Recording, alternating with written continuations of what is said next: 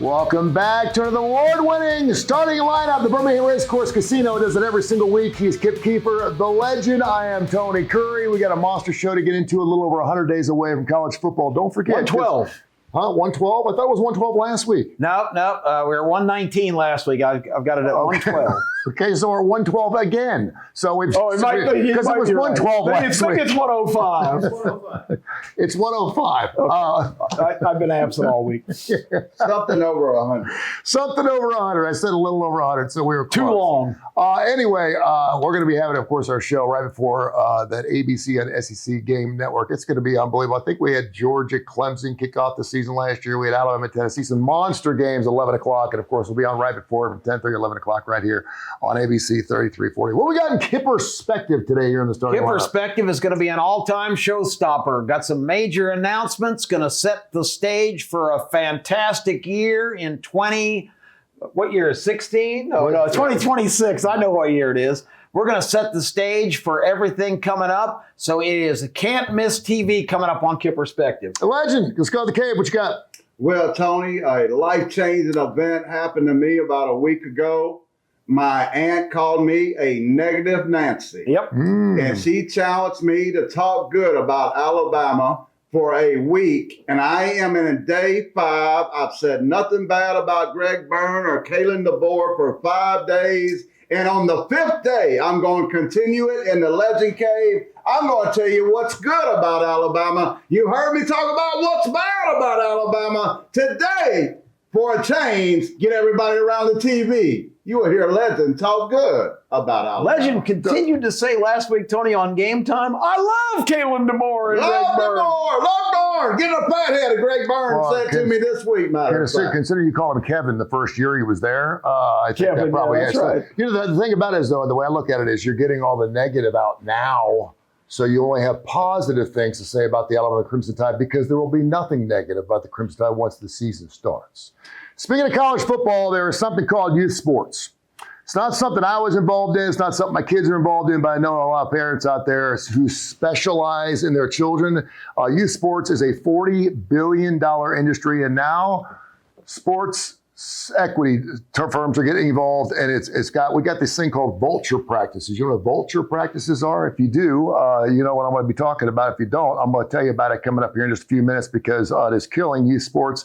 I'm one of those guys that loves the Little League World Series, but it just kind of makes me feel sick to my stomach to see all the advertising, all the money being made off these 8 and 9-year-olds. Why aren't we paying them? It's all about the money. Let's pay the Jimmies and Joes. Why not? Why aren't we? Why aren't we paying the high school kids? Why aren't we paying these 12-year-old kids to play baseball? The ESPN's making money. Everyone else is making money. Why shouldn't they make money? So we're going to find out about. We'll talk about it right here on Bone Fragments. Got up in just a few minutes. Lane Kiffin has something interesting to say you wanted to get into before we get to break. What do you got? Vanity Fair.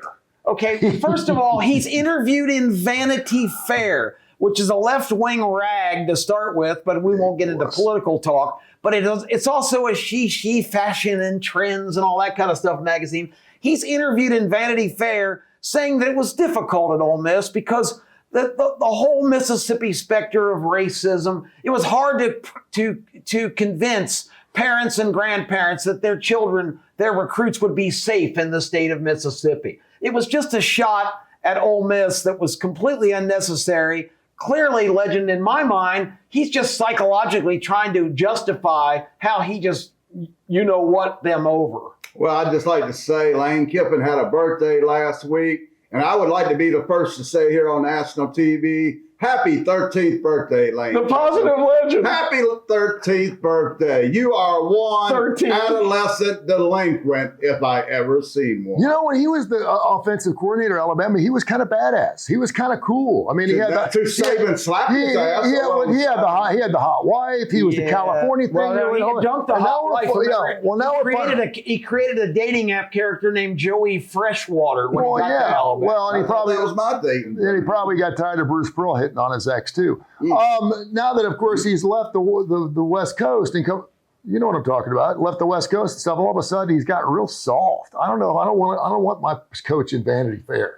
You know what I mean? I don't want that. I don't like that. All right. We got a monster show for you today. We're going to be going out and talking to Kip Keefer, of course, some of the great picks out of the West. We got Kipper Vision coming up here. I call it Kipper Vision because you're on television. Kipper Vision, Kipper Vision, like Kipper Vision. Case has the winner of the PGA tournament coming up this weekend. That is coming up as well. The Preakness is coming up. And, of course, so we got the Legend and Bone Fragments all the way here, the Birmingham Racecourse Casino starting lineup.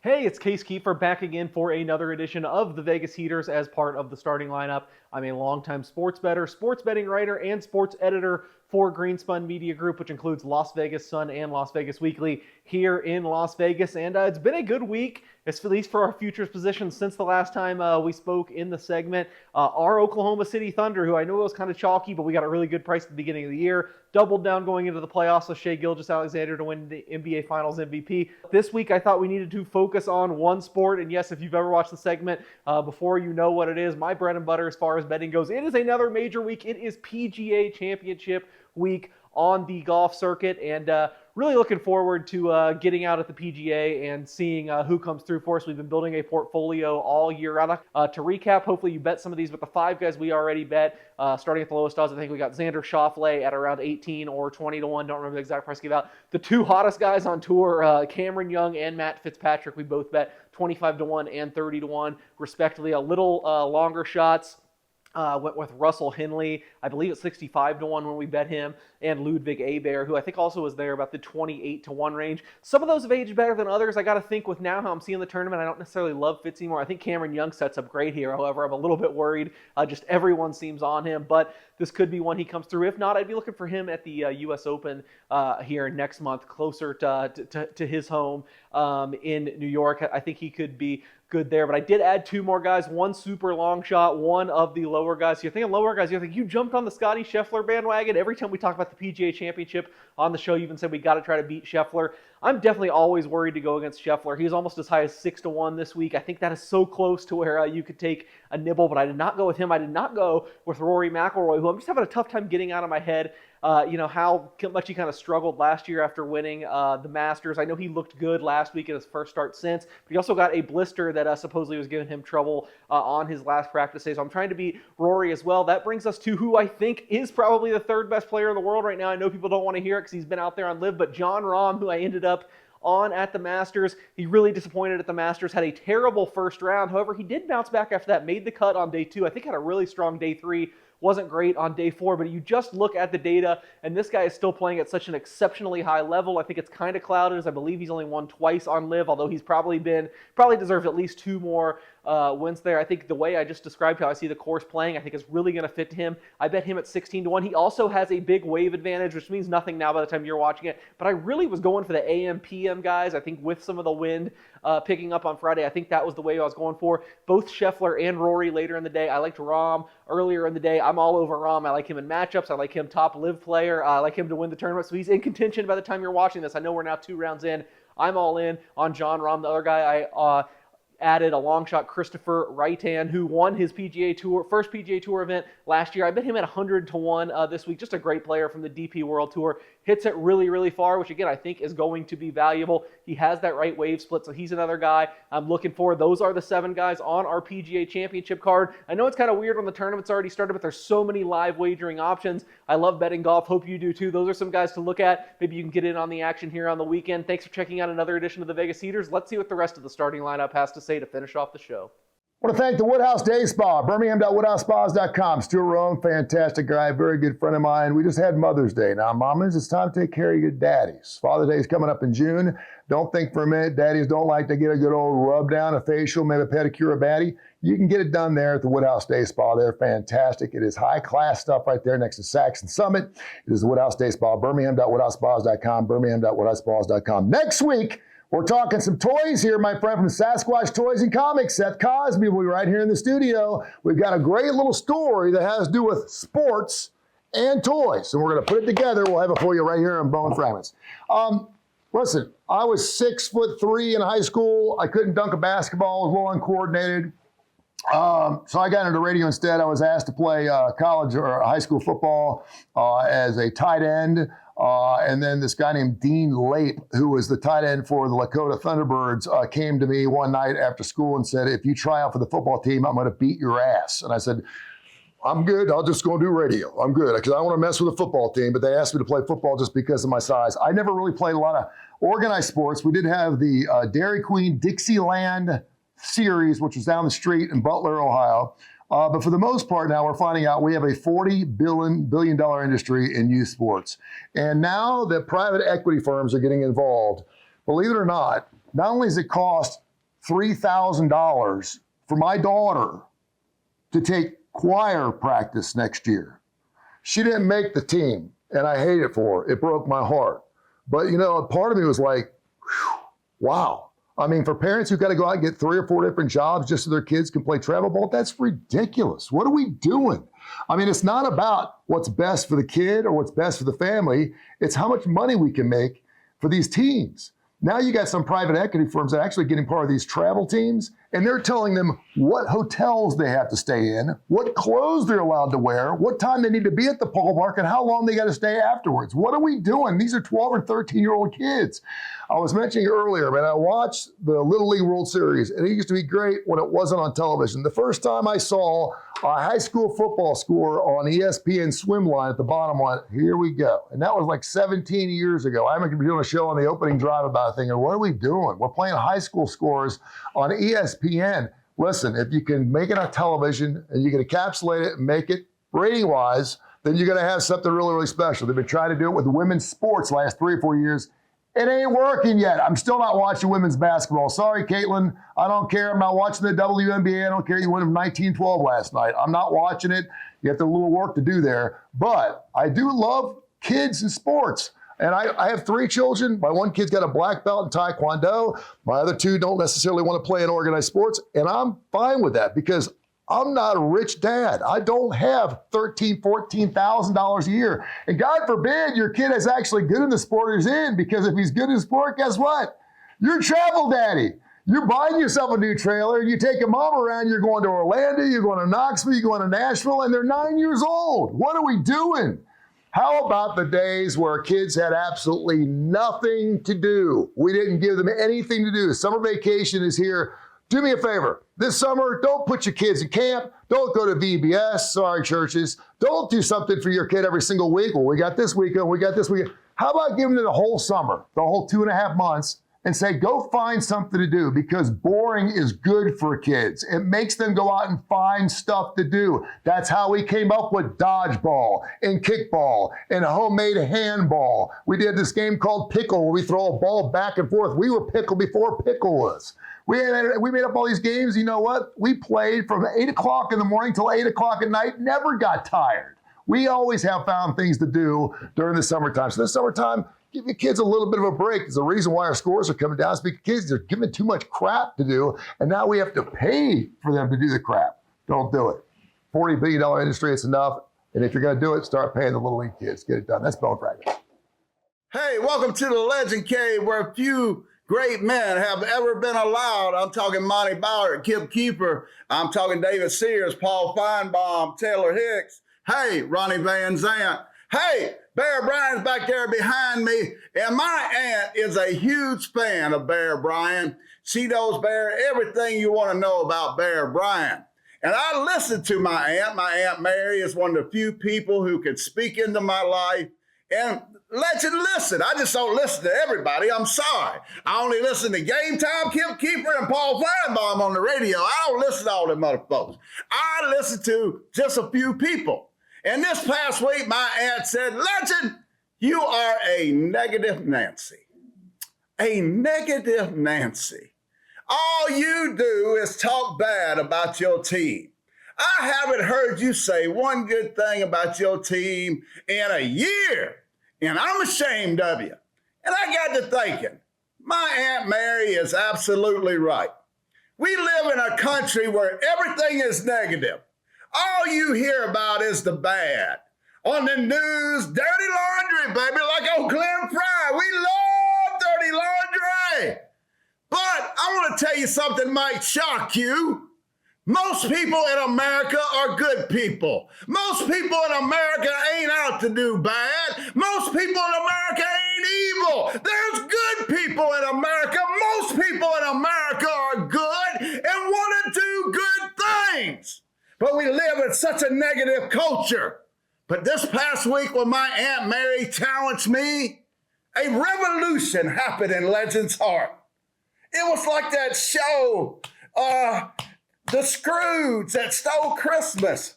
My little black sports heart began to grow. And I love Coach DeBoer today. It's been 5 days, Aunt Mary, and I've said nothing about good things. I love Alabama. Listen, I come on here every week, want to slap people around. But the truth is, I love this team. I grew up with this team. This helmet means something to me. And I ought to say good stuff about it and not just negative. You know, in life, you look out there, everybody's negative. Everybody's got a frown on their face. The other day, I went through a line at the grocery store with a smile, and the lady said, "What's wrong with you? You smiling." That's the way the world is. We ought to say something good. And there's good stuff to say about Alabama.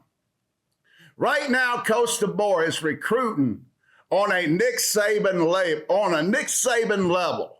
Right now, he is recruiting. He's got the best Elijah Haven, the best quarterback in the nation on the way. He's already recruited the best running back in the nation in Elijah Crowell. He just got a 4-star linebacker that Georgia and Texas wanted last week. Coach DeBoer is recruiting at a Nick Saban level. But we all know the key to it all is, can he keep them? Can he keep them? If he can keep them, Coach DeBoer has an opportunity of greatness at the University of Alabama. I know your ears are ringing. I can't believe it. Legend is talking good. Yes. I love Alabama. Don't make the mistake because I come on here every week slapping Greg Byrne all around that I don't love us, because I do. I want DeBoer to do good. I want Alabama to do good. But most of all, this is an illusion. This is not even reality. Most of all, I want you to do good. Listen, we hear about all the bad in this world. And when my Aunt Mary called me a negative Nancy, I realized I'm tore up in too much negativism. I'm always talking negative. I always thinking negative.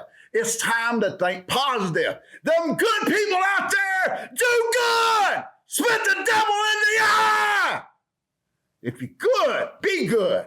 And the good will rule out the bad, just like it did in my heart. I love Greg Byrne. I love Kayla DeBoer. I've been changed. You be changed too. Be positive, not negative. And remember, it's just a game. Don't be like me and Bear. Plum Sports Insane. Welcome in, everybody. It's time for Kipperspective on this starting lineup on this Saturday morning. We are excited about the future, the very near future coming up. Got some exciting announcements today. Of course, I was donating this segment to talk about the Preakness, the second jewel of the Triple Crown. Most of you know, who have followed me throughout my journey on Birmingham media, that I've been involved in the racing and gaming, casino gaming, horse racing, greyhound racing, and now we've got a new kid on the block in terms of the operations of things in that category, and it's sports betting. It's really blowing up, of course, becoming a major player on the landscape, and all of the last bunch of years, I've devoted my time to being on the regulatory side of things as opposed to the operational side where I started. And in regulation, right now, we've got kind of a big merger going on. Everything's kind of falling under one umbrella of state gaming agencies as opposed to racing commissions. And the sports betting industry looking to our organizations to kind of give them some structures. This is a big money player that's on the landscape now, and it's here to stay. Believe me, it is driving a lot of the decision making. And as I began to talk about the Preakness this week and think about what I wanted to tell you, it occurs to me that right now, horse racing, which I've been involved with, ironically, this race is at Laurel on later this afternoon, not Pimlico, which is now under reconstruction and refurbishment. So Laurel, a track that I first attended with my dad when I was 5 years old, We used to go just about every Saturday. He'd give me a hot dog and a program, bet me a couple dollars to show when I wasn't even in the first grade yet. So I got indoctrinated really, really early. But my thoughts are, it's so sad that horse racing right now is undergoing a transitional period where the Triple Crown is becoming irrelevant. And the reason it's irrelevant is because of this middle jewel, the Preakness. And it's not the Preakness itself that is the problem. The problem is where it falls on the calendar just 2 weeks after the Derby and just 3 weeks before the Belmont. That's 3 races in 3 different states at 3 different distances on 3 different surfaces. They're all on dirt, but all the surfaces at every track is different. That's 3 races in 5 weeks. You have to win you have to win all 3 to win the Triple Crown. It doesn't happen very often. Justified did it in 2018, but then he never ran again. You've got a whole different atmosphere, a whole different era now in horse racing. And it struck me that after being in that business all these years, and my alternative kind of go along industry, of course, has been the sports business. Being involved in sports media here in Birmingham and all around the country in various capacities in radio and TV. College football, which is I've specialized in, has so many correlations to what's happening in racing. Economics is driving every decision now. And it's causing both those sports, both the industries that I'm involved in, both the industries that I love, to be in kind of disarray at the moment because the economics are driving decisions. The reason you don't have hardly any horses of note in the Preakness coming up, and I'll have a pick for you right at the end of the segment, is because these horses are too valuable, both as racers and in their breeding careers, to risk running them 3 times in 5 weeks. These aren't the horses from the 1940s and 50s that were trained to run. They could pull a plow while they were running. They were in such great shape. These horses are babied and really taken care of. I'm waxing too poetic, but the correlations between that and college football is the same thing. Players are now compensated. Everything is driven by TV decisions. It's all about economics. So I'm thrilled today to come to you and tell you Kip Keefer Sports now has a significant seat at the table in both of these enterprises, and they kind of run at the same on the same trajectory with the inclusion now of sports betting, which is of course common to both.